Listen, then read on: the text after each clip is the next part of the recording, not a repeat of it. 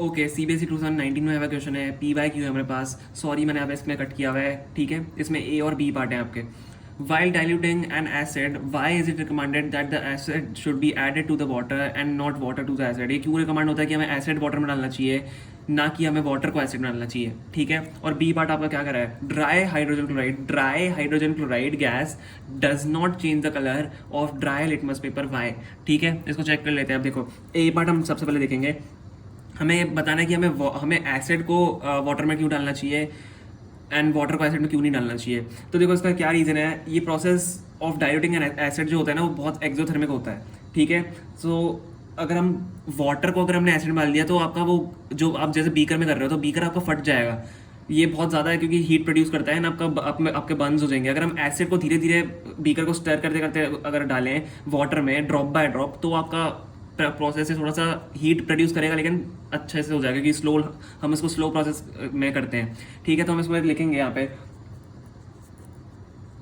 The process of diluting acid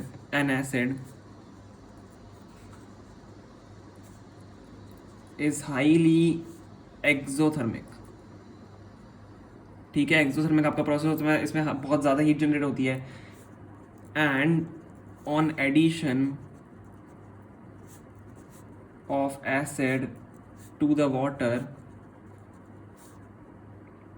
and on addition of acid to the water the excess heat is absorbed by the water। तो इसमें क्या होता है, अगर हमने एसिड को वाटर में डाला ड्रॉप बाय ड्रॉप, तो आपकी जो हीट होती है वो वाटर में क्या हो जाती है, वाटर उसको एब्जॉर्ब कर लेता है, तो ज़्यादा हीट इसमें प्रोड्यूस होती नहीं है। तो this is a safe process. लेकिन अगर आपने वाटर में एसिड डाल दिया तो वो फट जाएगा एंड वो स्प्लैश हो जाएगा, आपका बीकर भी ग्लास ब्रेक हो जाएगा और आपको बंस हो जाएंगे, ठीक है। तो हमने क्या लिखा यहाँ पे, and on addition of acid to the water. अगर हम एसिड डाले हैं वाटर में, और एसिड ऐसी नहीं कि आपने पूरा एक बीकर एसिड का एक बीकर वाटर का सीधा एसिड वाटर में डाल दिया, ऐसा नहीं करना है आपको। ड्रॉप बाय ड्रॉप डालना है, क्योंकि एक्सपेरिमेंट्स में भी आपका काम आता है। आपको ड्रॉप बाय ड्रॉप डालना है एंड आपको उसको बीकर को स्टर करते रहना है, ठीक है।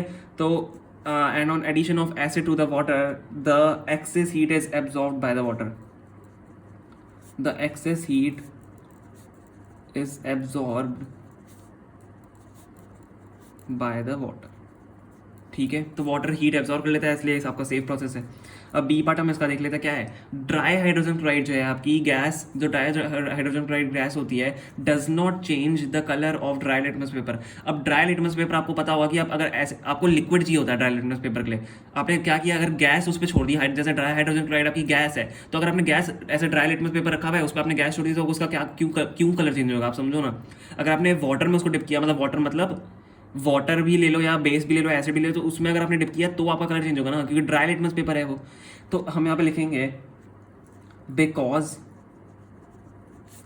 HCl जो है आपका, HCl डज नॉट चेंज या does not form H plus या H3O plus ions in dry condition, ठीक है। ड्राई कंडीशन में तो आपको कुछ भी फॉर्म नहीं करेगा ना। ड्राई कंडीशन में जो आपका HCl है, हाइड्रोजन क्लोराइड जो आपकी गैस है, ड्राई है वो, क्योंकि तो आपका H प्लस और या H3O प्लस आयंस फॉर्म ही होंगे, तो लिटमस का कलर चेंज नहीं होगा, ठीक है। तो